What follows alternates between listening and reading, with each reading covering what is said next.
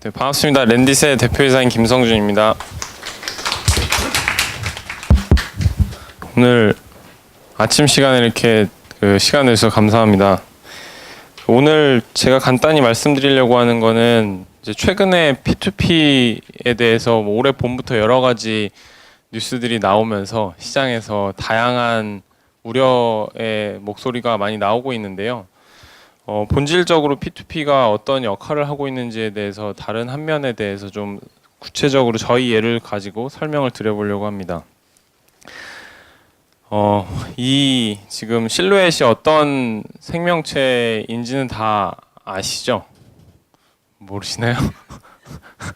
네, 신문에서 하도 매기 이런 얘기를 많이 하는데 인터넷 은행이 나왔을 때 처음에 그런 얘기를 많이 했었어요. 인터넷 은행이 뭐 은행 수십 년 동안 변하지 않는 금융업권에 뭐 매개 역할을 하러 나왔다 뭐 이런 얘기를 많이 했는데 실제로 P2P가 특히 이제 금융산업에서 중금리 시장에서 어떤 역할을 했는지를 보면 중금리 시장의 문을 열었고 거기에서 의미 있는 변화를 만들어가고 있다라고 생각을 해서 실질적으로 매개 역할을 많이 하고 있지 않나라는 생각을 하는데요.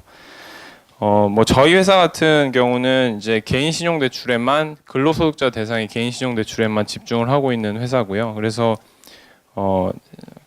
조금 더 뒤에서 설명을 드리겠지만 우리나라 시장이 굉장히 큰 신용 대출 시장을 갖고 있음에도 불구하고 약 260조 원의 잔액을 갖고 있음에도 불구하고 이 중에서 1금융권, 2금융권으로 되게 금리 차이가 극심하게 나뉘어져 있는 상황이에요. 그래서 저희는 더 많은 데이터를 개인에 대해서 많은 데이터를 분석해서 중금리를 산출해서 그 개개인들이 예전에 받으셨던 2금융권보다 낮은 금리를 받을 수 있게 하는 온라인 개인 신용대출 전문 기업이고요.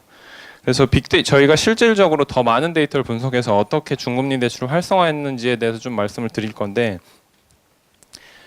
가장 이제 대표적인 지표가 좀 희미하게 보이시겠지만은 이제 이 각각의 업권마다 원래 저희 대출을 받으시기 전에 받았던 대출 금리예요. 그래서 보시면은 대부업에서 받으시던 분들은 원래 29% 정도 내셨고 카드론도 17% 정도 내시다가 저희로 갈아타시면서 대환하시면서 이제 10% 초반대인 한 11% 정도 금리를 내셨던 거고요. 그래서 실제로 랜딧이 그동안 대출을 취급한 게 1,400억이 조금 넘는데 이 중에서 절반에 해당하는 고객들은 2금융권에서 랜딧으로 갈아타시면서 평균 금리가 20%에서 11%로 이자를 낮추신 거죠. 그래서 이자 비용을 절감하시면서 각각의 업권마다 얼마나 많이 절약했는지를 보이는 거고요. 그래서 실제로 저희 걸로 갈아타신 고객이나 아니면 2금융권을 원래는 가셨어야 되는 원래 저희가 나오기 전에는 2금융권에서 카드론이나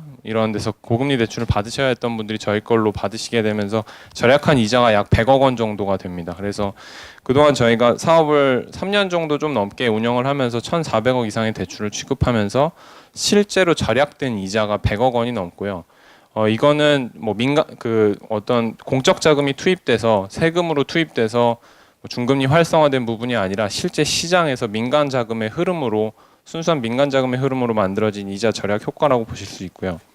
그리고 두 번째로는 우리나라에서는 신용 등급을 크레딧 뷰로라고 해서 이제 CB라고 많이 부르는데 신용 등급을 1에서 10등급으로 많이 구분을 해요. 근데 그 중에서 대표적으로 이제 1에서 3등급이 은행에서 대출을 전형적으로 많이 받으실 수 있는 분들이고 4등급만 되더라도 은행에서 한도가 많이 적게 나오기 시작을 하는데 5에서 7등급은 대표적으로 원래 카드사나 아니면 저축은행이나 아니면 심지어 대부업체를 가셔야 했던 중신용자들이라고 볼 수 있고요. 그래서 5에서 7등급에 대해서 저희가 랜딧이 취급하고 있는 비중을 보면 2016년에는 저희 전체 취급자 중에서 5에서 7등급 비중이 32%였어요. 근데 17년에는 그거보다 20%포인트 높은 52.4%가 실제로 저희 5에서 7등급 고객들이었고요. 그래서 저희처럼 이제 새로운 금융회사가 나와서 이렇게 원래 기존에는 고금리를 받으셔야 했던 중신용자들한테 자기 신용 점수에 맞는 적정 수준의 중금리를 제공을 하기 시작을 했고요.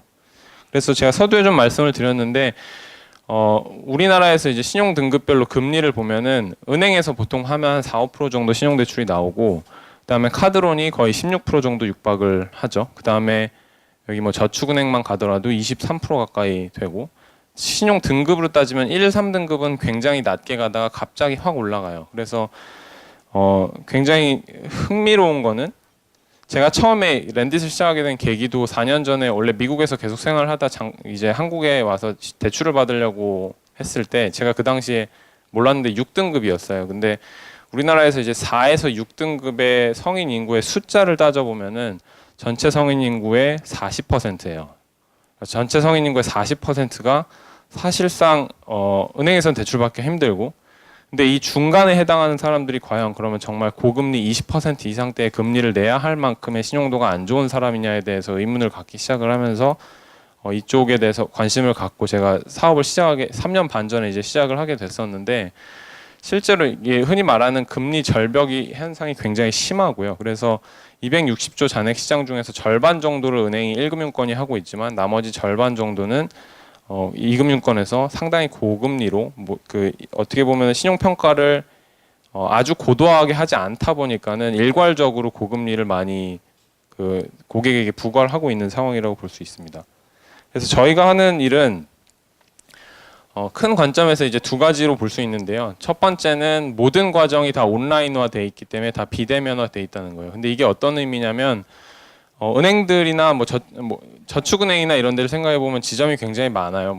많게는 몇천 개씩 있는데, 이런 데서 오프라인에서 드는 비용들이 많다 보니까 비용 절감을 하지 못해서 그게 결국은 금리에 녹아 들어갈 수밖에 없거든요. 그래서 금리가 높아지는 거고, 그래서 저희는 반면에 이제 모든 걸 다 온라인에서 하고 모바일에서 쉽게 접근해서 하실 수 있기 때문에 비용 면에서 절감이 돼서 금리가 낮게 제공이 될 수 있고, 두 번째는 이제 심사 평가를 할 때 이 기존 금융권과는 다른 방식으로 더 많은 데이터를 보고 평가를 하기 때문에 결과적으로는 고객들한테 중금리를 제공을 할 수가 있게 되는데, 예를 하나 들어 드릴게요. 조금 구체적인 내용이긴 한데, 우리나라에서 이제 CB 4등급이라고 하면은 평범한 아주 크게 소득 면에서 봤을 때는 이런 일반적인 직장인 수준이라고 보실 수 있는 정도의 등급이라고 볼 수 있는데, 4등급에 우리나라에 200만 명이 넘게 있어요. 근데 이 4등급 안에서도 200만 명을 신용도를 잘 분석해 보면은 같은 4등급이 아닐 거잖아요. 근데 실제로 이제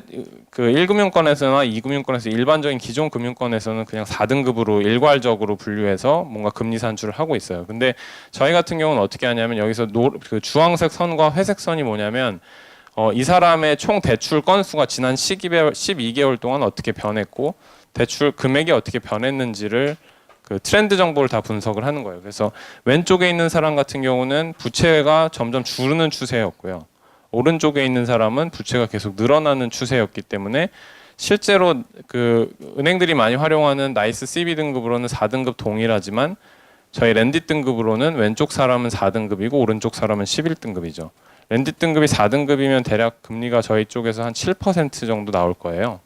근데 11등급 정도가 되면은 이제 한 12% 정도까지 나오겠죠. 그래서 실제로 CB 등급으로 동일하지만 이 사람에 대해서 더 많은 데이터를 보고 트렌드 정보를 보고, 과거에 이 사람이 그냥 단순히 평균적으로 1년 동안 부채가 평균이 얼마였는지를 보는 게 아니라 1년 동안 매 달마다 이 부채 정보가 어떻게 변해왔는지를 자세히 분석하면 트렌드에 따라서 두 사람이 매우 다른 심사 결과가 나올 수가 있죠. 그리고 이제 제가 계속 대출 쪽만 말씀을 드렸는데, P2P에서의 가장 핵심은 P2P뿐만 아니라 모든 투자의 핵심은 사실 분산 투자잖아요. 계란을 여러 바구니에 나눠 담으라는 얘기를 많이 하는데, 저희가 이제 다양한 다수의 고객들한테 대출을 해주다 보니까 실제 투자를 하실 때도 이 투자들에 대해서 하나하나 다 확인하시면서 어떤 정보는 확인하실 수는 있긴 하지만, 이거에 대해서 그냥 모든 거를 시간을 할애하셔가지고 의사결정하시기 굉장히 어렵죠. 그래서 저희가 기존의 고객들이 갖고 있는 분산 투자 정보를 가지고 개개인마다 맞춤화된 분산 투자 알고리즘으로, 그러니까 분산 투자 알고리즘에 기반해서 개개인마다 맞춤화된 추천을 해드리고 있어요. 그래서 여기에서 보여드리는 정보는 실제 저희 로그인을 하시면 보실 수 있는, 사이트 오시면 보실 수 있는 화면인데, 제가 만약에 100만 원을 투자라고 한다라고 하면 거의 한 150개에서 200개 채권에 200명의 사람들의 대출자에게 나눠서 분산 투자를 할 수 있게끔 추천 시스템을 추천을 제공하고 있고요. 그다음에 제가 과거에 투자를 해놓으면 제 투자 성향에 맞춰서 개개인마다 모두 다른 추천 결과를 받게 돼요. 그래서 실제로 뭐 하나 클릭을 해보시면은 이 사람이 개인정보, 식별정보는 제거돼 있고 이 사람이 어떤 용도로 대출을 받으시는지, 이 사람은 이제 기존 대출을 상환하는 목적이고 과거에 1년 동안 뭐 신용점수가 어떻게 변해왔는지 이런 정보를 다 보실 수가 있고요. 근데 그 하나하나를 보시고 다 의사결정을 하시기는 어려우실 수 있으니 저희가 1차적으로 추천해서 어떻게 포트폴리오를 구성하면 안정적으로 투자하실 수 있다, 이런 걸 정보를 제공해 드리고 있습니다. 그리고 또 다른 거 하나는 은행에 뭐 예적금 넣으시거나 아니면 펀드 투자하실 때 결과적으로 제가 받게 되는 그 수신금리나 아니면 펀드 수익률을 보실 때 이게 도대체 어떻게 나온 숫자인지가 다 가려져 있어요. 생각을 해보시면은 어떤 금융상품에 투자를 하실 때 제가 원래 뭐 상품 판매하는 사람이 펀드 판매자가 이거 뭐 한 7, 8% 이상 나올 거라고 했는데 결과적으로 보면은 마이너스 19%가 나와 있고 이런데, 혹은 2% 나와 있고 이런데, 이게 도대체 어떤 이유 때문에 이렇게 예상과 달랐던 건지, 혹은 이 펀드를 판 사람은 실제 얼마 수수료를 받아갖고 제가 결과적으로 왜 이 숫자를 받는지에 대해서 정보가 많이 가려져 있거든요. 근데 P2P 같은 이제 온라인 금융 회사들의 가장 장점은 이런 정보들을 모두 다 이제 온라인에서 투명하게 공개할 수 있는 장점이 있다 보니 이 정보에, 그러니까 그 소비자 입장에서는 이 정보에 투명하게 공개된 정보에 액세스가 가능해서 의사결정을 좀 더 명확하게 하실 수가 있죠. 그래서 실제로 저희가 제공하고 있는, 이거 역시도 약간 흐리긴 하지만 저희 사이트에 와서 보시면 실제 경과 기간 대비 X축이 경과 기간이고 투자하신 경과 기간이고 Y축이 수익률인데, 렌딧에 투자하신 모든 고객에 대한 수익률을 다 보실 수가 있어요. 그래서 실제로 제가 어디쯤 위치해 있고, 뭐 이 화면은 제 화면인데 저는 이제 세전으로 평균 수익률이 8.24% 나오고 있는데 왜 저는 8.24 나오고 있고 어떤 사람은 한 5, 6%밖에 안 나오고 있고, 이런 거에 대해서 어떤 사람은 분산 투자를 덜 했고 저는 상당히 많이 했고 뭐 그런 차이가 있잖아요. 그래서 어떤 이유 때문에 사람마다 그 결과가 다른지, 그리고 제 결과가 보여질 때 실제로 렌딧이 뗀 수수료가 얼마고 제가 낸 세금이 얼마고 뭐 부실 정보가 어떻게 되고 이런 정보에 대해서 모두 다 투명하게 온라인에서 공개를 하고 있기 때문에 기존 어떤 금융상품에 투자하셨던 것보다도 훨씬 더 많은 정보를, 투명한 정보를 가지고 의사결정을 하실 수가 있죠. 그래서 뭐 지난 3년 반 동안 굉장히 빠른 속도로 성장을 하면서 16년 대비 17년 3배 이상 성장을 해왔었고요. 전체 P2P 시장 자체도 양적으로 굉장히 크게 많이 성장을 해왔습니다. 그래서 실제 뭐 저희 같은 경우는 분산 투자 건수가 700만 건 이상이 되고 뭐 재투자율도 70%가 넘고, 아마 이거는 뭐 지금 이제 같이 오늘 패널로 참석하시는 A%나 뭐 선두권에 있는 업체 크게 다르지 않은 지표들일 텐데 재투자율이 상당히 높아요. 그만큼 투자자들이 이제 새로운 기존에 없던 투자 방식에 대해서 시도를 처음 해보셨는데 그 이후에 2, 3년의 시간이 지나면서 만족도를 느끼면서 계속해서 재투자하고 있는 걸로 보이고요. 네. 그래서 그 서두에 말씀드렸지만 뭐 최근에 여러 P2P 업권에 대해서 여러 이슈가 있는데 사실 P2P라는 이름으로 그냥 다 묶여 있을 뿐이지 사실 본질적으로 보면은 그 업체가 다루고 있는 대출 자산마다 굉장히 다른 특징을 갖고 있어요. 그래서 P2P 본질에 맞는 기술 기반의 신용도 분석을 통해서 대출을 하는 관점에서만 바라보면, 본질적인 관점에서만 바라보면 실제로 P2P 금융에서 연간 1조 원 대출을 취급하면은 15만 명이 1년에 절약할 수 있는 이자가 700억 원이 넘어갑니다. 그래서 이 숫자가 굉장히 중요한 거는, 예를 들면은 우리나라 카드사들이 갖고 있는 카드론의 잔액이 15조 원이 넘어요. 1등하는 업체는 거의 7조 이상, 6조 이상, 7조 이상 되는 잔액을 가지고 있는데 민간에서 P2P 금융을 통해서 자금의 흐름을 통해서 전체 신용대출 시장에서 일부만 변화가 돼서 1조 원의 취급만 되더라도 정부가 세금을 투여하지 않아도 절약할 수 있는 이자가 700억 원이 넘는다는 거고요. 근데 이렇게 되더라도 말씀드린 것처럼 전체 260조 잔액 시장 중에서 0.3%밖에 안 되는 되게 작은 수준의 변화고요. 그다음에 가계부채, 우리나라 1,400조 이상의 가계부채로 따지면 0.06%밖에 안 되는 수준이기 때문에 사실상 P2P가 앞으로 해나가야 할 영역이 이보다 훨씬 크다라는 말씀을 좀 드리고 싶습니다. 오늘 제 발표는 여기까지 마치겠습니다. 감사합니다. 네, 안녕하세요, 여러분. 저는 벤처캐피탈 옐로우독의 대표를 맡고 있는 재현주라고 합니다. 만나 뵈서 반갑습니다. 그리고 A% 이호진 대표님 소개 일단. 네, 제가 다 말씀을 드린 건가요? A% 이호진 대표님 일단 소개해드리겠습니다. 오늘 자리에 명절 직전 주라 다들 많이 바쁘실 텐데 참석해 주셔서 감사드리고요. 그 옐로우독이라는 투자 회사에서는 사실 그 기존의 민간 금융 시장에서 제대로 커버되지 못하고 있는, 그러니까 그 기존의 금융 시스템으로부터 좀 소외받고 있고, 또 혹은 지나치게 고비용을 지불하고 있는 자금의 수요자나 공급자들한테 이제 새로운 대안을 마련해 준다는 점에서 이제 P2P 금융업에 대해서 좀 주목을 하고 있고, 그런 측면에서 이제 투자를 집행해 오고 있습니다. 그래서 그런 관점에서 오늘 같은 자리에 제가 모더레이터를 맡게 돼서 기쁘게 생각을 하고요. 관련해서 요즘 워낙 그 P2P 금융업 쪽에 여러 가지 논의들이 진행이 되고 있고 이슈들도 많이 거론이 되고 있는데 폭넓게 이야기를 나눌 수 있는 자리가 되었으면 좋겠고요. 그런 전체적인 맥락 안에서 오늘 논의를 이어가기 위해서 일단 그간 한국의 이제 P2P 금융업이 어떤 식으로 진행되어 왔는지를 잠깐 이야기를 나누면서 시작을 하면 좋을 것 같은데요. 어떻게 보면 2014년부터 이제 A%가 업계에서 여러 가지 고군분투를 하면서 시장을 만들어 오셨는데 그간의 뭐랄까 발전사랄까요? 업계의 역사랄까요? 그리고 또 어떻게 A%가 헤쳐 오셨는지 말씀해 주시면서 이야기를 시작하면 좋을 것 같습니다.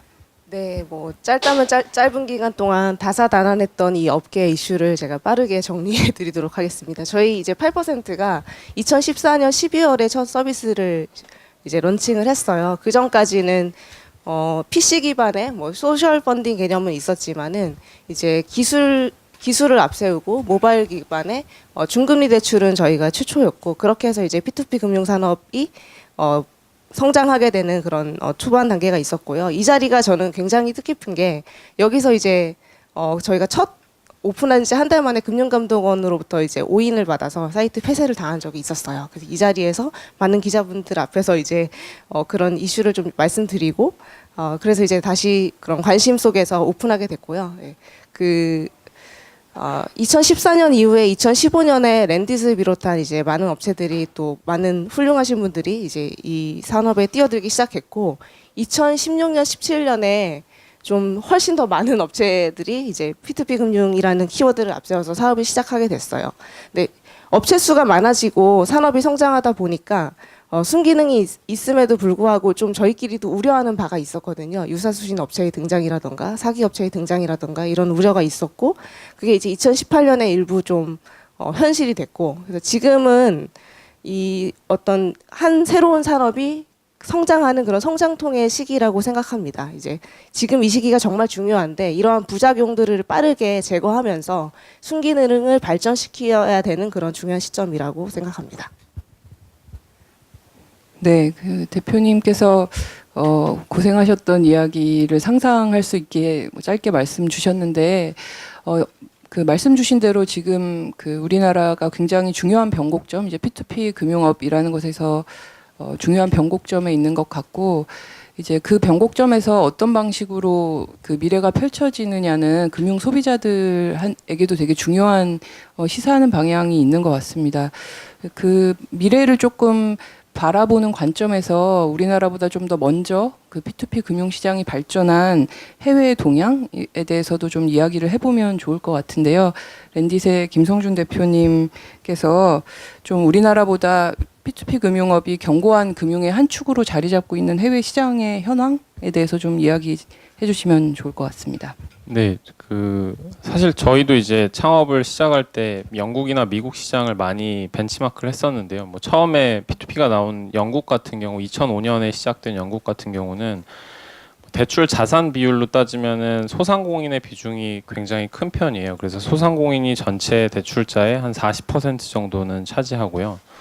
그다음에 또 이제 개인 신용 대출이 한 40%를 차지하고, 그다음에 부동산 관련된 그 대출권들은 20%가 안 되는 수준이고, 그다음에 이제 미국 같은 경우는 영국에서 이 산업이 발전하긴 했지만 굉장히 빠르게, 뭐 아무래도 금융의 핵심적인 그 국가다 보니까 발전이 아주 빠르게 되면서 2007년에 도입이 됐지만 그 이후에 영국보다 훨씬 시장이 커졌죠. 그래서 미국 같은 경우는 개인 신용대출 시장이 대략 한 60% 이상이 되고요.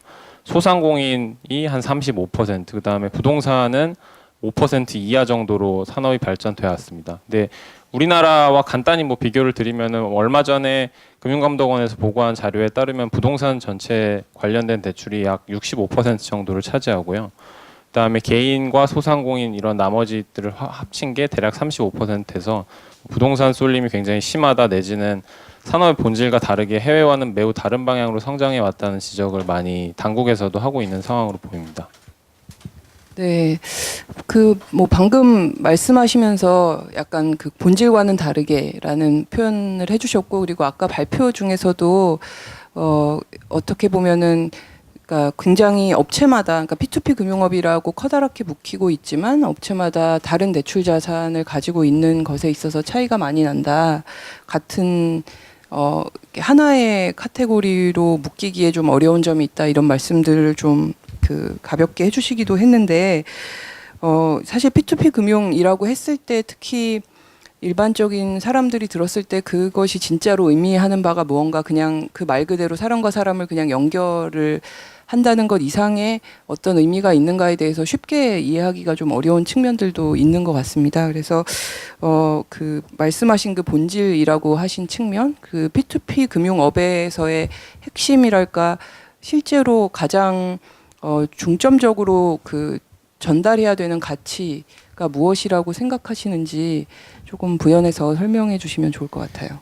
그 이제 P2P라는 단어 자체가 굉장히 오해를 불러일으키기 쉽다 보니까는 사실 언론에서도 우리나라에서 개인 간 거래 금융이라는 얘기를 많이 해요. 근데 이제 이걸 person to person으로 해석하는 경향이 굉장히 많은데, 사실 여기에서 peer to peer라는 개념으로 보고 있다 보니까 여기에 참여하는 다수의 참여자들이, 뭐 다수의 대출자들이 다수의 투자자들로부터 연결되는 그 하나의 그 외형적인 것만 많이 부각되고 있는 편인 것 같고요. 근데 사실 본질적인 면에서 보면 저희는 온라인에서 사업을 하는 금융회사고 비대면 회사라는 게 첫 번째고, 두 번째는 기존의 금융사보다 더 많이 데이터를 분석해서 나온 본질적으로 기술 회사의 기반이라는 거가 다른 특징이 있는 것 같고요. 그래서 사실 영국에서 P2P라는 단어로 시작되긴 했지만 이게 그런 오해의 소지가 많다 보니까 이미 전 세계적으로는 P2P라는 단어보다는 온라인 랜딩이다 내지는 마켓플레이스 랜딩이다라는 단어를 많이 사용하고 있어요. 그게 본질적으로 온라인에서 연결한다, 뭐 기술 기반의 산업으로 금융을 옮겼다라는 부분을 더 부각시키는 게 더 명확하기 때문에. 근데 이제 반면에 우리나라에서는 좀 개인 간의 거래를 연결한다로 많이 좀 부각되고 있는 편이다 보니까 그렇게 하는 사업이면 모두 다 P2P로 해석이 되는 경향이 좀 있는 것 같고요. 네, 그 저는 방금 이제 마켓플레이스 랜딩이라는 표현이 어떻게 보면 굉장히 핵심을 잘 설명해주고 있는 언어라고 이제 생각이 드는데요. 그러니까 기존의 금융시장이라는, 그러니까 금융산업을 봤을 때 아까 보여주신 그 12.5에서 7등급의 소비자들, 대출자들을 대상으로 하는 시장이 사실은 우리가 그 일반적으로 시장이라고 의미할 때는 어떤 수요와 공급에 맞춰서 효율적인 메커니즘이 작동해서 자연스러운 가격이 형성되는 것을 이제 시장이라고 표현을 하는데, 그 시장이 존재하지 않았던 부분이라고 생각이 들고, 그 시장이 존재하지 않았던 데는 당연히 이유가 있을 텐데, 그 이유는 그 시장 안에서 효율적으로 작동하기 위한 기본적인 정보의 대칭성, 요구되는 정보의 대칭성을 얻기 위해서 필요한 비용이 기존의 금융 시스템이 해결할 수 없을 만큼 아마도 높았을 테고, 그러니까 거기에 시장이 존재하지 않았던 것이겠죠. 그러니까 거기가 비어 있었던 것이고, 그 존재하지 않았던 시장에, 그러니까 기존에 있었던 정보의 비대칭을 받아들일 수밖에 없었던 이유를 지금 뭐 이 P2P 금융업체, 그러니까 랜딧이나 A% 같은 회사에서 갖고 있는 기술이라든가 접근법으로 과거에 존재했던 그 이유들을 좀 해결하고 있기 때문에 존재하지 않았던 시장 자체를 만들고 있는 분야라고 저는 이제 생각이 들고, 그런 점에서 없던 마켓플레이스, 그러니까 시장 자체를 만들고 있는 랜딩이다라고 좀 그 이해가 되고 그런 의미에서 마켓플레이스 랜딩이라는 표현이 굉장히 적절하게 그 P2P 금융, 그 P2P 금융업이란 말 이제 쓰면 안 될 것 같은 분위기긴 한데 이 두 업체 그리고 그 개인들을 특히 대상으로 하고 있는 P2P 금융업이 그 가고자 하는 방향을 되게 잘 표현해주는 지점이 아닌가라는 좀 생각이 듭니다. 이제 그런 의미에서 사실은 A%에서 하고 계시는 작업들도 당연히 굉장히 자연스럽게 연결이 되는 것 같고 그리고 특히 이제 사명에서부터 어떤 시장을 어떤 의미로 그 가고 계신지 를 잘 보여주시고 있는 것 같은데요. 관련해 가지고 고 이제 A%라는 사명이 갖고 있는 의미 그리고 어떤 고 금리 절벽을 어떤 식으로 해소하고 계시고 무엇을 목표로 하고 계시는지 말씀해 주시면 좋을 것 같습니다. 네, 저희 기업명은 A%인데 이제 서비스명은 8%라고 많이 부르고 있어요. 왜냐하면 제가 이제 사업 초기에 전화를 직접 많이 받았는데 전화 받아서 A%입니다. 그러면 거기 8% 아닌가요? 라고 많이 물어보셔서 고객이 정답이다. 해서 이제 8%라고 많이 부르고 있고요. 저희가 이제 8%라는 서비스명을 짓게 된 거는 고민을 좀 많이 하다가 저도 그 여러 가지 해외 레퍼런스도 많았고 고민을 많이 하다가 결국 이제 고객들에게 가장 우리 서비스를 잘 알릴 수 있는 이름은 8%다. 그래서 중금리를 상징하는 그런 사명으로 지었고 그래서 저희는 이제 랜디도 그러겠지만 금리 절벽을 해소하고 중금리 대출을 활성화한다는 거를 굉장히 큰 어떤 저희의 사명으로 생각하고 있습니다. 그래서 금리 절벽의 현상에 대해서는 국내 현상에 대해서 아까 이제 발표에도 좀 말씀을 해주셨는데. 이제 많은 분들이 1금융권에서 대출을 충분히 받지 못하시거든요. 정말 우량한 직장인들은 소득의 한 150%까지 이제 은행 대출이 나와요. 5% 이내로. 근데 그렇지 못한 분들은 이제 연봉에 아예 은행 거절하시는 분들도 많고 4에서 7등급은 아니면 이제 연봉의 50% 정도밖에 못 받으시거든요. 그런 분들은 카드론, 캐피탈, 저축은행 쓰실 수밖에 없는데 이제 은행에서는 5% 이내에서 받다가 갑자기 거기서 거절나면 추가분을 받으려고 하면은 15% 20%까지 올라가는 거예요. 이 금리 절벽을 이제 처음으로 민간에서 해소하고자 이제 시도했던 게 이제 8%입니다. 네, 저도 지금부터 8%라고 그러면 사실 오늘 오면서 이걸 A%로 해야 되나 8%로 해야 되나 고민을 하다가 그 양사 모두 어떻게 보면 이제 금리 절벽의 문제를 해결한다. 그리고 그 금리 절벽이 존재한다는 건 앞서 말씀드린 것처럼 거기에 시장이 없다라는 의미고 그 없는 공간 안에서 시장을 만들어 가고 있는 그 사업을 이제 양사 모두 하고 계신데 제가 알기로는 두 업체가 같은 방향을 바라보고 계시지만 그 구체적으로 들어가기 시작하면 타겟하고 있는 지점이 조금씩 차이가 나고 그리고 취하시는 전략도 조금 다른 것으로 제가 이해를 하고 있습니다. 그래서 각사가 가지고 계시고 있는 사업의 방향이라든가 중요한 전략적인 목표 같은 것들을 말씀을 좀 들을 수 있으면 좋을 것 같은데요. 김성준 대표님 먼저 말씀해 주시겠어요? 네, 저희는 사실 사명에서도 드러나는 것처럼 사실 저희 사명은 랜드와 IT의 조합으로 랜드시예요. 그래서 IT 기반의 기술 기반의 금융 대출 회사다라는 게 저희 본질적으로 계속 추구하는 건데 제가 본질이라는 말 너무 많이 좋아하네요. 제가 오늘 깨달았는데 근데 저희가 정말 잘하고 싶은 거는 잘 해야 된다고 생각하는 거는 기존 건이 잘 못해왔던 거를 잘해야 되는 거라고 생각하거든요. 저희가 기존 금융권처럼 엄청난 자본력을 가지고 엄청난 인력을 갖고 있는 회사가 하고 있는 걸 그대로 하는 거는 사실상 큰 의미가 없다라고 생각하고요. 그래서 특히 못하고 있는 부분이 개인 신용대출 아까 말씀드린 대로 어마어마하게 큰 시장임에도 불구하고 매우 논리적으로 생각했을 때 비논리적인 이 금리 절벽이 크게 존재하는 거를 해결하는 게 저희 회사의 가장 큰 미션이라고 생각을 하고 있어요. 그리고 그 밖에 다른 기술 기반으로 해결할 수 있는 소상공인 영역이나 이런 부분도 있을 텐데 아직은 저희가 회사가 좀 작은 규모다 보니까는 그 큰 시장 하나에 좀 더 집중하는 게 맞지 않나라는 생각을 하고 계속 이제 개인 신용 쪽에 집중을 하고 있는 상황입니다. 네, 8% 이효진 대표님도 말씀해 주시겠어요? 네, 저희도 이제 사업을 시작해서 여러 가지 시도도 해보고 고민도 많이 했는데 결국 이제 두 가지 관점으로 이제 의사결정하게 됐어요. 첫 번째는 우리가 진짜 원하는 게 뭔가 그리고 두 번째는 우리가 잘할 수 있는 게 뭔가인데요. 그 첫 번째는 결국에는 8%는 이제 사회적 가치가 크고 기술 금융으로 문제를 해결하는 것이 우리가 해야 되는 일이다라는 결론을 내리고 지금 신용대출에 집중하고 있고 저희도 가장 많이 하고 있는 분야는 이제 개인 신용대출이고 저희 회사는 소상공인 사업자 대출도 하고 있습니다.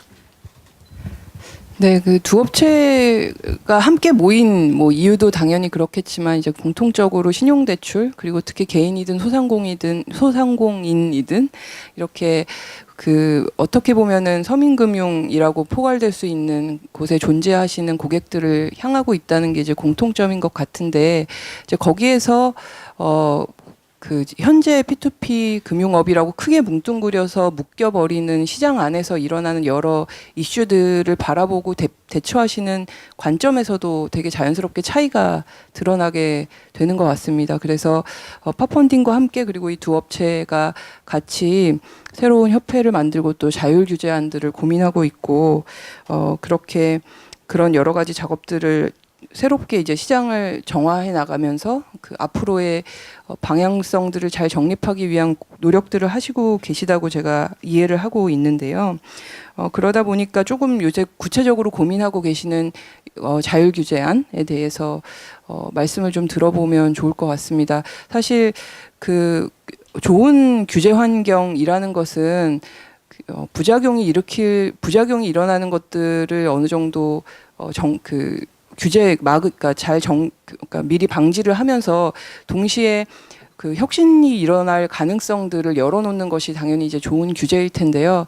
새로 일어나는 산업 그리고 특히 기존에 갖고 있는 카테고리 안으로 잘 담기지 않는 산업에 대해서는 그러니까 규제 당국에서 그런 적절한 조치를 취하는 것이 사실은 굉장히 어려운 것이 현실인 것 같습니다. 그것은 P2P 금융업에만 일어나는 현상은 아니고 여기 스타트업 관계자분들이 많으실 텐데 많은 이제 스타트업들이 새롭게 도전하시고 있는 분야들에 대해서도 다 공통적인 그런 현상들이 일어나고 있는 것 같아요. 이제 그렇다는 그런 면에서 어떻게 보면 실제 그것을 잘 이해하고 있는 스타트업 당사자들, 업계 플레이어들이 적절한 자율 규제안들을 제시한다는 것은 저는 큰 의미가 있는 활동들이라고 좀 생각이 드는데요. 지금 그 준비하고 계시는 그 자율규제안의 내용, 그것들에 대해서 김성준 대표님이 좀 말씀해 주시면 좋을 것 같습니다. 네, 저희가 이번 달 초에 자율규제안을 발표를 하고 그 전에 뭐 한 두세 달 정도의 준비 기간을 가졌었어요. 근데 자율규제안을 낸 이유 자체는 기본적으로는 아까 뭐 말씀하신 산업의 순기능이 명확히 존재하는데 이게 어느 순간부터 굉장히 희석되기 시작을 하면서 시장이 왜곡된 방향으로 성장하는 모습을 보이다 보니까 업계 선두에 있는 업체들이 책임감을 가지고 좀 더 나설 필요가 있다라는 생각이 들었고요. 그래서 자율규제안의 뼈대를 뭐 몇 가지를 말씀을 드리면 사실 가장 핵심적인 거는 P2P 대출에서 취급하는 자산의 종류를 제한하는 규제를 저희가 자체적으로 내놨어요. 그래서 그게 어떤 내용이냐면 뭐 부동산 개발업 같은 경우는 실제로 뭐 요새 언론에서 많이 이게 부각되다 보니까는 지금 현재 P2P에서의 그 부동산 관련된 연체가 많이 올라가는 거를 2011년 저축은행 사태와 비교하는 그 전문가분들이 굉장히 많으신데 그때도 이제 정부 입장에서 어떤 규제들을 넣었었냐면 뭐 저축은행 사태 이후에 2011년부터는 저축은행이 취급하는 대출 중에서 전체 자산의 20%까지만 PF 대출을 부동산 개발업을 취급할 수 있게 됐고요. 그 다음에 여신 전문 금융 업체들도 마찬가지 개념으로 30% 이하까지만 부동산 개발업을 취급을 할 수가 있게 됐어요. 그래서 전체적으로 금융 산업에 대한 이제 전반적인 그 규제 방침들을 설립하는 금융위원회에서 이런 그 전체 거시적인 시장 변화들을 보고 이런 규제를 넣기 시작을 했는데 뭐 저희 같은 경우도 이제 이런 변화의 과거에 나왔던 뭐 입법 보고서라든지 이런 뭐 전문가들의 분석 보고서들을 많이 지난 한 2, 3개월 동안 연구를 해서 저희도 비슷한 방식의 규제를 자체적으로 하는 게 필요하다라는 생각이 들어서 부동산 개발업과 관련된 대출은 한 업체가 취급하는 대출 자산 중에 30% 이하로 취급하자라는 자율규제안을 넣었고요. 이거는 뭐 저희가 자체적으로 뭔가 숫자를 만들어내고 이럴 수는 없는 영역이다 보니까 과거에 여러 가지 그 실제 규제 방침들을 많이 벤치마크했던 영역이고, 그다음에 이제 나머지 내용들로 보면 지금 그 가장 또 큰 문제는 많은 업체가 요새 뭐 사기 횡령을 하거나 아니면 대표가 갑자기 사라지거나 이런 건들이 있는데 이렇게 했을 때 실제 투자자들이 투자를 해놓은 게 회사 자산과 명확히 구분이 안 돼 있어요. 그래서 이미 투자자들이 투자를 한 대출 투자 자산과 회사는 명확하게 절연시킬 수 있게 이거를 분리 신탁할 수 있게끔 하는 방안을 저희가 여러 금융사들과 얘기를 나누고 있고 이렇게 함으로써 심지어 뭐 아주 최악의 경우에 회사가 망가지더라도 여기에 이미 투자를 해놓으신 투자자들이 완벽하게 보호받을 수 있는 방안을 지금 마련을 하고 있고요.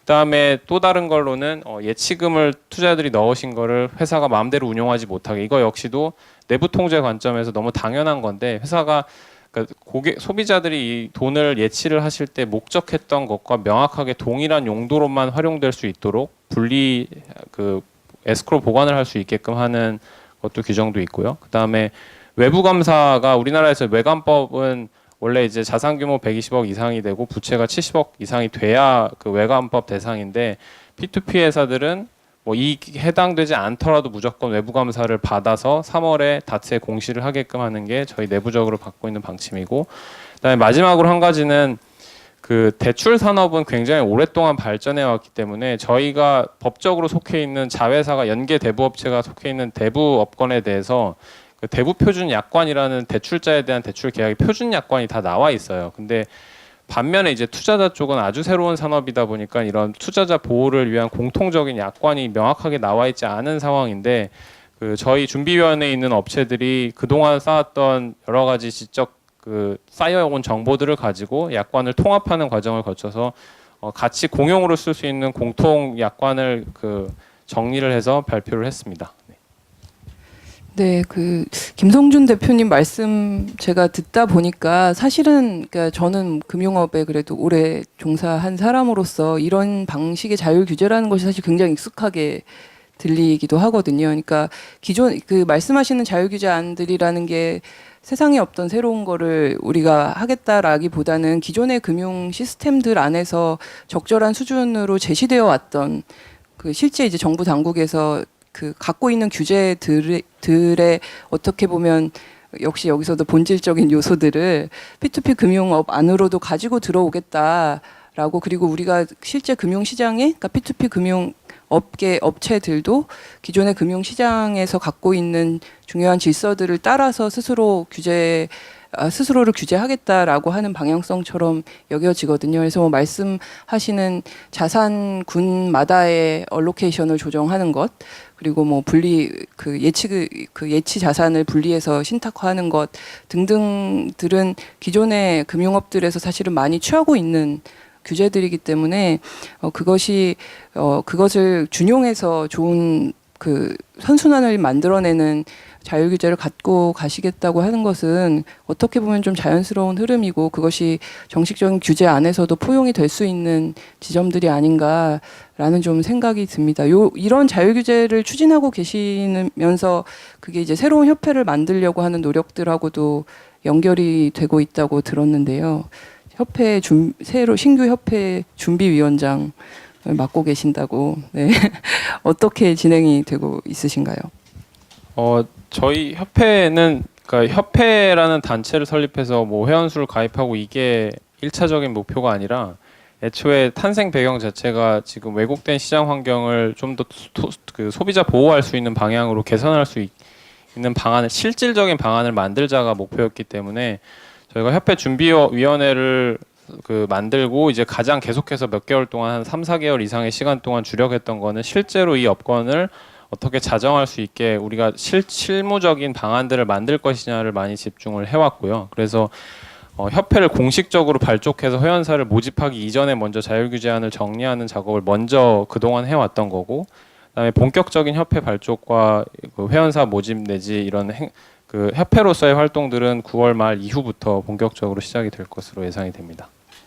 네, 어떻게 보면 자율 규제들이 먼저 준비가 됐고 그것을 함께 내부적인 규율로 가져갈 수 있는 업체들을 모아가고 있는 그런 순서의 작업들로 이제 해석이 되는데요. 이렇게 이런 자율규제안이나 새협회를 주도하고 있는 이 두 업체 이제 8%도 함께하고 계신데 공교롭게도 두 업체가 다 일단 그 신용대출에 집중하고 계시는 업체인데요. 이호진 대표님께도 좀 이 협회 방향성에 대해서 여쭤보고 싶은데 그럼 그 새협회의 방향성은 이렇게 신용대출을 중심으로 하는 업체들로 이루어질 것이다라고 생각하고 계신지 그리고 또 어떤 관점에서 8%는 또 함께하고 계신지 좀 말씀을 들으면 좋을 것 같습니다. 네. 공교롭게도 이제 저희 세 업체가 다 신용대출을 주로 하는 업체들인데 사실 뭐 저는 이제 기본적으로 가능성을 너무 제약하는 방향은 아니었으면 좋겠어서 신용대출만 해야 된다, 뭐 신용대출을 주력으로 해야 된다 이런 요건은 아니고 최소한의 투자자를 보호할 수 있는 그런 자산 건전성 요건을 만족해야 된다는 그런 관점에서 이제 자율 규제안이 나왔다고 보시면 되고요. 오히려 이제 앞으로 이제 회원사가 더 늘어날 수 있는데 우리의 그런 이런 가이드라인 그 자율규제안에 함께 동참하고자 하는 회원사가 늘어날 수 있는데 그 자산 뭐 분류보다도 진짜 이 뭐 혁신을 하고자 하는지 공유경제의 관점으로 이 금융산업을 혁신하고자 하는지 그리고 오늘 본질이 핵심 키워드인 것 같은데 예, 기술 금융을 통해서 이 산업을 혁신하려고 하는지 그런 기본적인 공감대를 가지고 있으면 예, 함께할 수 있다고 생각합니다. 네, 그 사실 자율규제안을 내놓으면서 관련한 법제화에 대해서도 두 업체가 모두 지속적으로 목소리를 이제 내오고 계시다고 제가 이해를 하고 있습니다. 이호진 대표님, 그 현재 법제화 관련해서는 또 어떤 정도로 진행이 되고 있는지도 좀 네. 첨언해 주시면 좋겠습니다. 네. 지금 작년 이제 2017년 7월에 더불어민주당 민병두 의원님이 첫 이제 재정법을 발의해 주신 이후로 5개가 정무위에 지금 홀딩되어 있어요. 발의되어 있어요. 그래서 재정법 3개랑 개정법 2개 이렇게 발의되어 있고 5개라고 하면 그만큼 정말 많은 의원님들이 사실 관심을 가져주고 계신 건데요. 다만 이제 정무위의 일정이 매우 빡빡한 것 같습니다. 제가 다 알지 못하지만 뭐 인터넷 전문은행도 있고 해서 이제 거기서 이제 발의된 상태에서 이제 진행이 아직은 안 되고 있고 정말 중요한 거는 이제 뭐 5개 안이 다 뭐 장단점이 있고 하지만은 적절하게 법제화가 돼야 되는 게 정말 중요합니다. 왜냐하면 지금 우리가 업체들이 모여서 정말 업계를 선도하는 업체들이 모여서 자율규제안을 만들고 있지만 이게 아주 장기적으로 지속 가능한 체제는 아니잖아요. 그리고 저희가 제시하는 것들이 많은 부분들이 이제 기존 금융 산업에서도 충분히 흡수할 수 있는 그런 적절한 규제이고 하다 보니까 정말 중요한 거는 이제 법제화의 시기가 너무 늦어지면 안 된다는 점입니다. 너무 늦어지면 다른 이제 법률안 이슈는 뭔가 뭐 산업이 발전이 느려지거나 이럴 수 있겠지만은 우리 관련 법제화는 소비자 피해가 늘어날 수가 있거든요. 그래서 법제화가 빨리 되는 게 정말 중요하다는 말씀을 이 자리를 빌어서 드리고 싶습니다. 네, 그 금융 산업이라는 게 이제 말씀 주신 것처럼 굉장히 독특한 성격을 가지고 있고 또 어떻게 보면 근간 시장, 그러니까 모든 그 자본 시장이면서 동시에 모든 종류의 재화가 움직이는 시장의 근간을 이루기 때문에 늘 규제에 관련된 이슈가 훨씬 더 첨예하게 이야기되는 또 시장인 것 같아요. 그래서 아무래도 제가 느끼기에는 이제 법제화가 이루어지는 과정은 언제나 기대하는 것보다는 늦고 이제 그러니까 강력한 자율규제안을 스스로 만들면서 먼저 자정화하는 작업들 그리고 좋은 표준들을 시장에 제시하겠다는 그런 그 시도로서 자율규제안을 내놓으시고 또 새로운 협회도 만드시고 하는 것으로 이제 느껴지는데요. 이런 규제 문제들 전반적으로 그리고 이 P2P 금융업이라는 것에 있어서 이 규제와 혁신에 어떻게 보면은 양날의 검을 어떤 식으로 다뤄야 되는지에 대한 좀 근본적인 논의들을 살짝 해보면 좋을 것 같아요. 이 이슈에 대해서 김성준 대표님 어떻게 생각하시는지. 왜냐하면 일반적으로는 규제 완화라는 것이 더 흔히 특히 이제 혁신이라든가 스타트업들에서 많이 이야기되는 게 규제 완화라는 키워드인데 지금 여기서는 좀 다른 방향으로 저희가 논의를 펼쳐나가고 있는 것 같거든요. 그래서 그 지점에 대해서 조금 논의를 해주시면 좋을 것 같아요. 네. 네, 뭐 저희 산업 자체가 금융 산업이고 결국 어떤 소비자의 돈을 운용하는 업이다 보니까 사실 일반적인 IT 업권처럼 규제를 다 완화해야 된다라는 말만 해서는 문제가 있다라고 생각이 돼요. 그렇게 했을 때 굉장히 큰 문제들이 발생하게 되는데, 그러니까 명확하게 문제가 발생할 걸로 보이는 부분들에 대해서는 충분히 강한 규제를 해야 한다라고 생각을 하거든요. 그래서 뭐 일반적으로 다른 업권에 대해서 좀 규제 완화의 수준이 좀 전방위적으로 뭐 모든 부분에 대해서 다 열어놓고 한다면, 적어도 금융업권, 돈을 다루는 업권에 대해서는 핵심적인 부분들에 대해서 소비자 피해에 큰 영향을 줄 수 있는 부분들은 아주 강하게 규제를 하고, 나머지 부분들에 대해서 문을 다 열어놓는 방향으로 가는 게 맞다라고 생각을 하고 있어요. 그래서 일반적으로 많이 들으시는 내용들과 다르게 저희는 어떻게 보면 저희 준비위원회에서는 규제 강화도 어느 정도 일정 부분 필요하다라는 말씀을 많이 드리고 있는데, 또다시 본질로 가서 본질에 맞는 부분은 아주 강하게 금융산업에 맞는 수준으로 아주 강력한 규제가 있고, 나머지 부분들은 열려야 하지 않나 싶고요.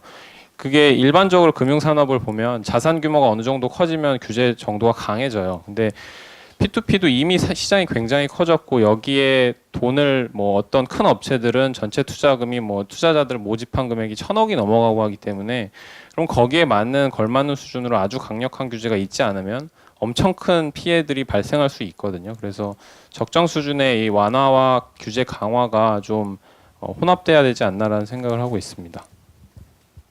네, 그 크게 봤을 때 이제 금융시장, 특히 이제 자본시장이라는 것이 다 연결되어 있어서 한쪽의 자산군이든 한 계층이든의 자본의 흐름이 연결된 다른 종류의 자본시장으로도 다 여파를 미치고, 돈은 여기로 못 가는 돈은 저기로 흘러가게 되기 마련이잖아요. 그래서 어떻게 보면은 이제 P2P 금융업, 혹은 여기서 이제 개인들이라든가 소상공인이라든가 서민들에게 흘러가야 될 돈이 제대로 흘러가는 파이프라인을 만들어주는 것 자체가, 그러니까 P2P 금융업을 떠나서 굉장히 중요한 사회적인 이슈라고 생각을 하고, 그것이 꼭 P2P 금융이 아니어도 어디선가는 해결됐을 때 전반적인 자본시장의 또 금융시장의 건전성, 활기가 올라갈 것이라고 생각이 들고, 지금 어떻게 보면은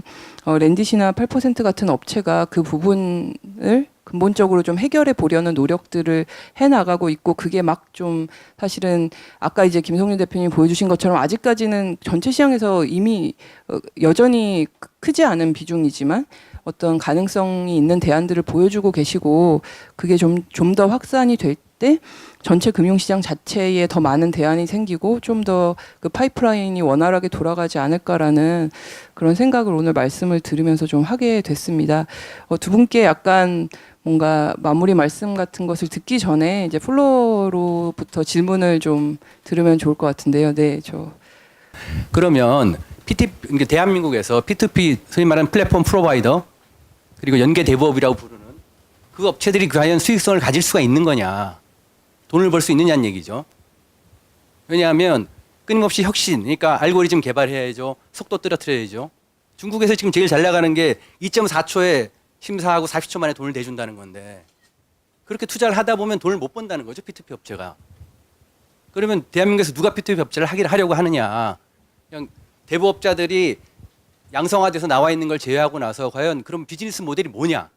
그러니까 다른 인더스트리를 보면 뭐 쿠팡, 위웍, 마켓컬리 이런 식으로 일단 점유하고 보자는 거냐.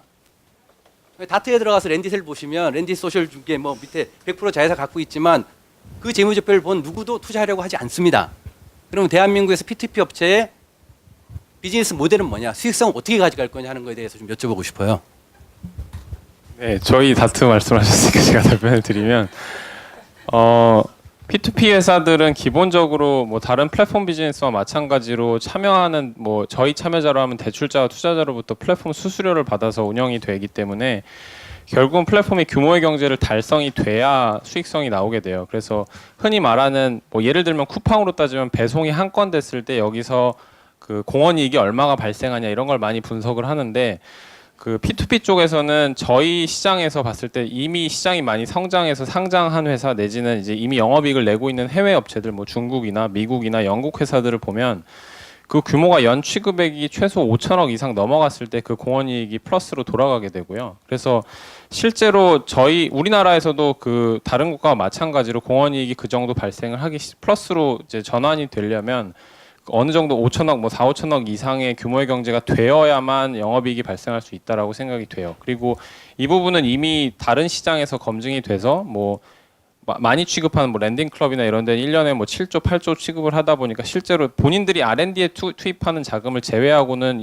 이익률이 꽤나 높은데 여기서 아직 뭐 손해가 나고 있는 건 회사 차원에서의 판단 때문에 뭐 그런 것 같고요. 근데 미국이나 중국에서 이미 영업이익을 많이 달성하고 있는 곳들이 있기 때문에 P2P 플랫폼 비즈니스가 과연 수익성이 날 수 있는 사업이냐에 대해서는 뭐 해외 사례를 봤을 때 충분히 가능성이 있다라고 생각이 되고 뭐 예컨대 이제 미국에서 그런 랜딩 클럽이나 뭐 소셜 파이낸스나 이런 회사가 자리를 잡는데 거의 한 8년 이상의 시간이 걸렸어요. 지금 이미 여긴 11년 정도 산업을 그 회사가 되는 회사들인데 뭐 저희나 아니면 8%나 다른 업체들은 이제 막 만 3년, 4년 정도 넘어간 업체들이기 때문에 앞으로 한 2, 3년 정도는 좀 더 지켜보시면 아마 그 규모의 경제를 달성할 수 있는 회사가 어디인지는 이제 결과적으로 드러나지 않을까. 네, 저 투자를 하고 있는 업체 관점에서 말씀을 드리면, 그러니까 사실은 그 말씀하신 이슈는 솔직히 P2P 금융업에만 해당되는 것은 아니고요.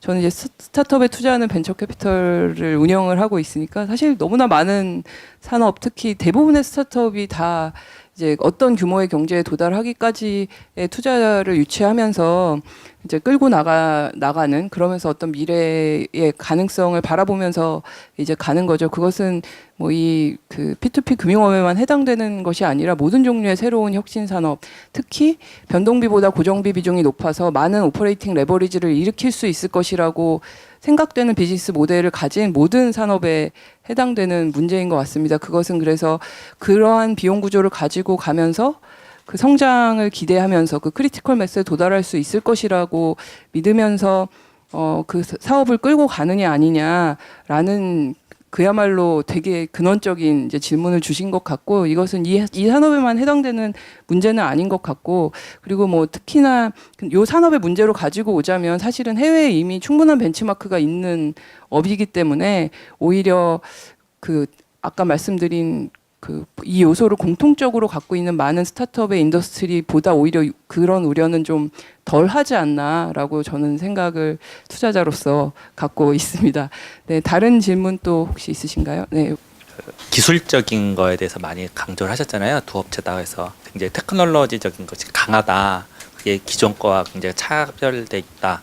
근데 그 구체적인 게 이렇게 와닿지는 않아서 어떤 것들이 있는지 아까 뭐 빅데이터 같은 거 많이 말씀하셨는데 빅데이터도 실은 나온 지 그렇게 활성화된 지 얼마 안 됐고 실은 뭐 요즘 뭐 워낙에 많아서 뭐 요즘 빅데이터 안 쓰는 업체가 없을 정도니까 그런 관련 교육들도 굉장히 많이 일어나고 있고 그래서 그런 솔루션 같은 것도 나온 지만 한 2, 3년 정도밖에 안 돼서 그래서 속도가 빠른 거가 그러니까 이게 구체적으로 어떤 장점을 얘기할 때 그리고 기존 뭐 금융권 애들도 워낙에 그런 이제 요즘에 그런 데이터 분석 작업 같은 것들은 다 하고 있는 거니까 뭐가 그렇게 더 이렇게 우수하다는 건지 좀 더 구체적으로 좀 말씀해 주셨으면 좋겠어요.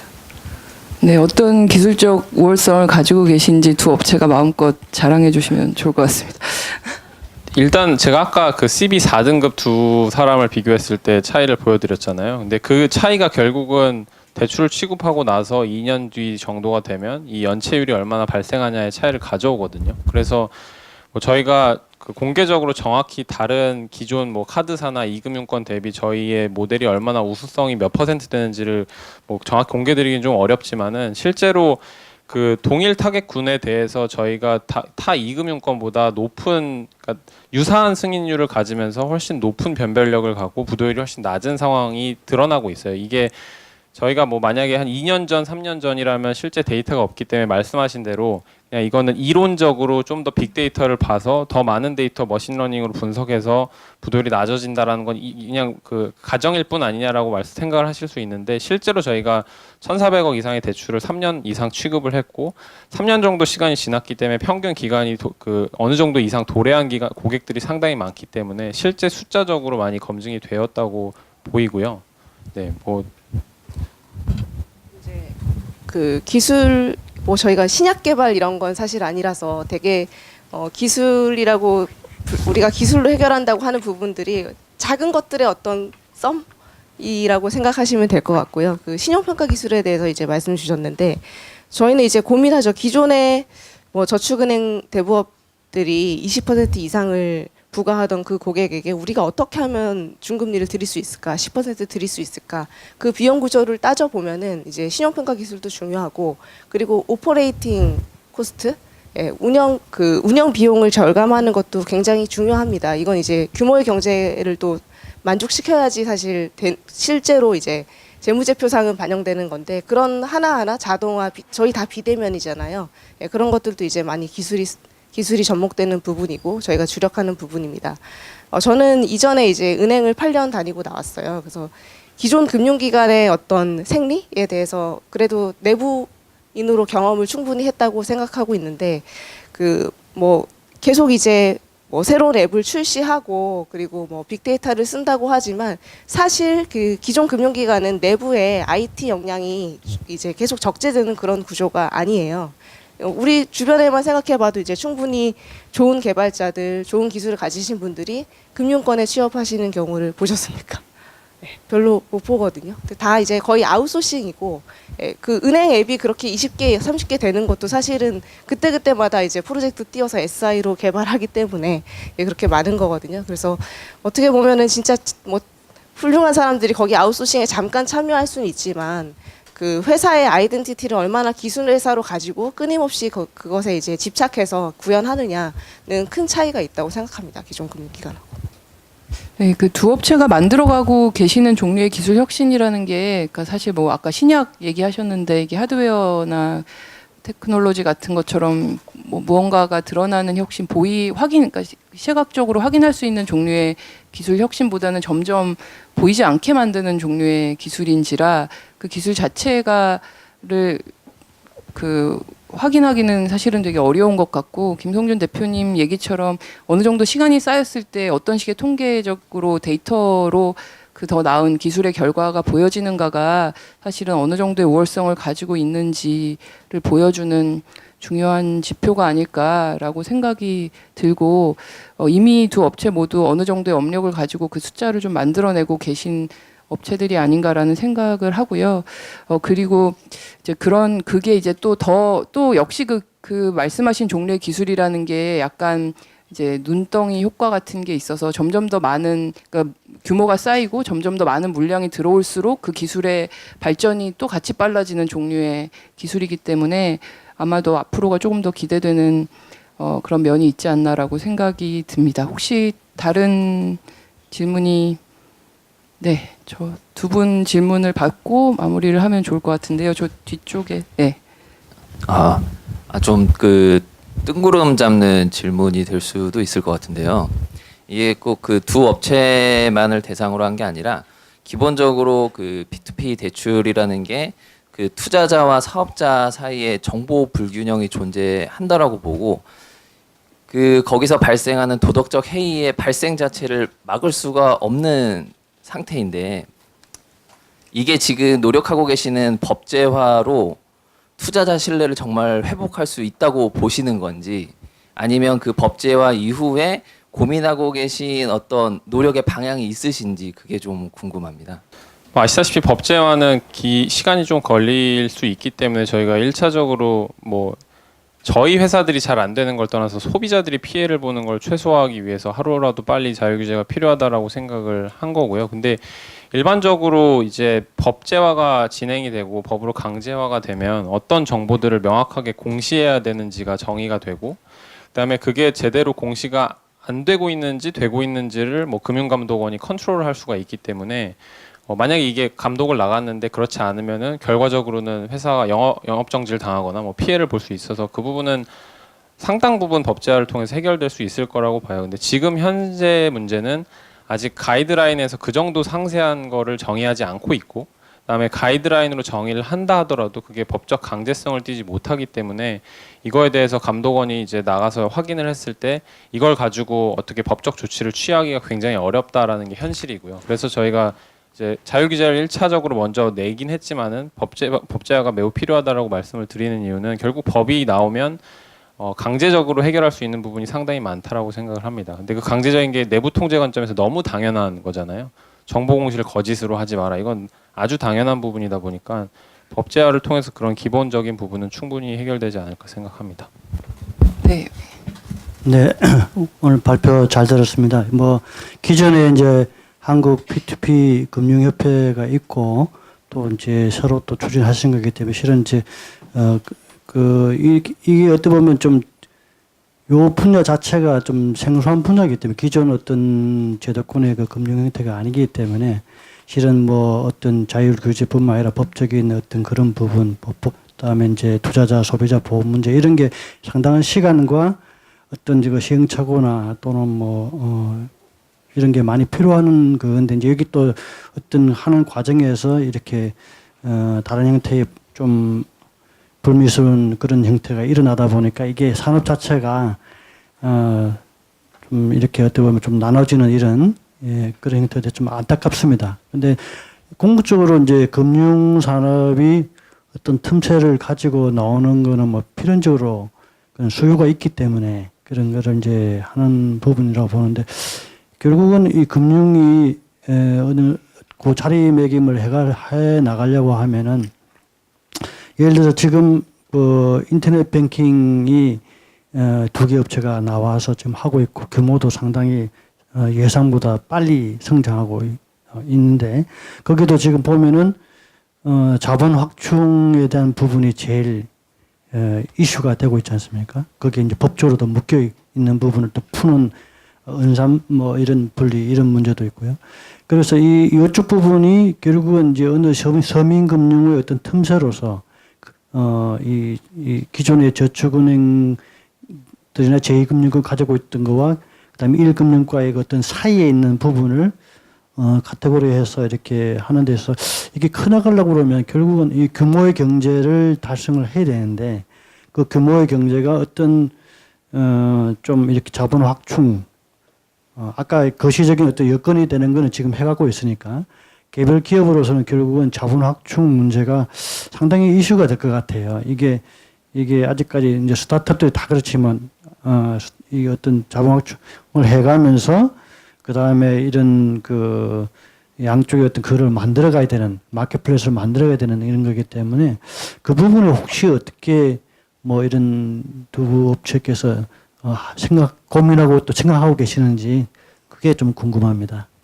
자본 확충의 방안을 질문하신 건가요? 네. 아마 요 말씀 주신 질문이랑 연결해서 약간 마무리하는 이야기들을 하면서 정리하면 좋을 것 같은데 저희 마무리로 사실 여쭤보려고 했던 게 각 업체가 갖고 계시는 앞으로의 목표라든가 사업 계획에 대해서 이제 말씀 듣고 또 정리를 하려고 하는데요. 주신 질문 포함해서 갖고 계신 계획들을 아마 얘기해 주시면 답변이 되지 않을까라고 생각이 듭니다. 네. 어느 분이 먼저? 네. 이렇게 마무리가 되는군요. 네, 뭐 저희는 이제 뭐 사명에서도 그리고 저희 창업 배경에서도 뭐 얘기했듯이 저희는 이제 많은 분들의 금리를 낮춰주는 그런 이제 서비스를 하는 것에 대해서 굉장히 자부심을 가지고 있고 저희가 이제 많이 성장하는 것이 결국에는 우리 사회의 부의 질적 개선과 또 양극화 해소에 일조한다고 생각해요. 저희가 모든 문제를 해결하는 건 아니지만 그래서 이제 앞으로도 꾸준히 성장하고 싶고 그 끝의 그림은 지금 이제 뭐 대출 기관들이 은행 뭐 카드론, 캐피탈, 저축은행 이렇게 많이들 분류를 하시잖아요. 거기에 당당하게 이제 P2P 금융 아니다. 마켓플레이스 랜딩 8%라는 게 이제 큰 하나의 축으로 갈 수 있도록 그렇게 하겠습니다. 네, 그러려면 자본 확충도 꾸준히 해야 될 것 같습니다. 감사합니다. 네, 저희 그 자본 확충이랑 연결지어서 설명드리면 사실 이건 재현주 대표님 말씀하신 것처럼 저희 업권에만 해당하는 게 아니라 모든 그 스타트업 영역에서 공통적으로 발생하는 문제라고 생각하는데요. 근데 이게 결국은 그 시장에서 자본 시장에서 위험 자본을 이제 그 지분 투자를 받고 이렇게 확충을 해 나 성장하려면 본질적으로 회사가 어떤 부분을 잘해야 되는지를 명확하게 하고 이 마일스톤들을 시점마다 정의한 거를 달성해 나가면 결국은 이 자본시장에서 설득이 돼서 추가적인 자본 확충은 자연스럽게 이루어질 수 있다라고 생각하거든요. 그래서 저희가 본질적으로 산업의 관점에서 이제 처음 시작됐을 때 과연 뭐 모든 사람들이 P2P가 해외에서 영국, 미국, 심지어 중국에서도 P2P가 산업의 그 핵심적인 축이 되고 있는 것처럼 한국도 될 거다라는 생각은 하는데 5년 뒤에 될 거다 뭐 이렇게 생각을 하면 그 과정까지 어떻게 갈지에 대해서 그거를 주요 저희가 전략적으로 해결해 나가야 하는 증명해 나가야 되는 부분들을 잡고 그 부분들에 대해서 검증을 하다 보면 새로운 자본 확충은 자연스럽게 이루어질 수밖에 없다라고 생각을 하고요.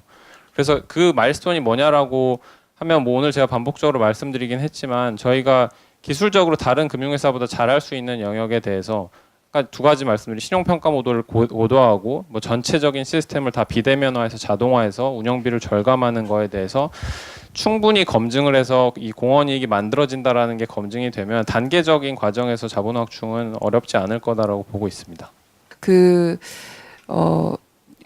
두 분 말씀 오늘 잘 들었는데요. 그러니까 저희 앞서 서두에 잠깐 말씀드렸지만 이제 제가 그 소속되어 있는 옐로우독은 소셜 임팩트를 추구하는 이제 투자 회사이거든요. 이제 그런 저희의 관점에서 그 P2P 금융 혹은 마켓플레이스 랜딩이라는 업종 자체에 주목을 하고 있는 건 사실 저희가 투자를 한다고 했을 때 많은 분들이 그게 왜 소셜 임팩트가 있느냐, 왜 거기에서 사회적 가치가 일어나느냐라는 질문을 사실 제가 굉장히 많이 받습니다. 근데 오늘 뭐 김성주 대표님 발표에서나 두 분 오늘 말씀해 주신 것에서 그런 게 좀 잘 드러났다고 생각을 하고 제가 갖고 있는 임팩트 투자의 관점에서는 정말 이것보다 더 뭐랄까 측정 가능하고 가시적인 소셜 임팩트가 참 있기도 어렵다. 왜냐하면 다른 종류의 소셜 임팩트는 저희가 숫자로 환산하기 굉장히 어려운 측면들이 있어서 그래서 그런 의미에서 저는 좀 이 업계 자체에 대해서 주목을 좀 하고 있는 편이고요. 그래서 이런 효과들을 어떻게 보면은 그 공적인 영역에서 오히려 어떤 사회적인 문제를 바라보는 하나의 툴로서 잘 활용을 할 수 있고 그리고 그것에 적절한 산업의 환경이라든가 규제 환경이라는 것이 좀 마련되고 그 안에서 그 자본이 필요한 사람과 그 자본을 공급할 수 있는 여력을 가진 사람들이 잘 연결이 되게끔 하는 것이 전체적인 자본시장이랄까 금융시장의 좀 활기를 만들어내고 건강성을 만들어내는데 크게 도움이 되지 않을까라는 좀 바람을 가지고 있습니다. 오늘 많은 분들 오셔서 말씀 들어주시고 나눠주셔서 감사드리고요. 네, 이것으로 오늘 시간은 마치도록 하겠습니다. 감사합니다.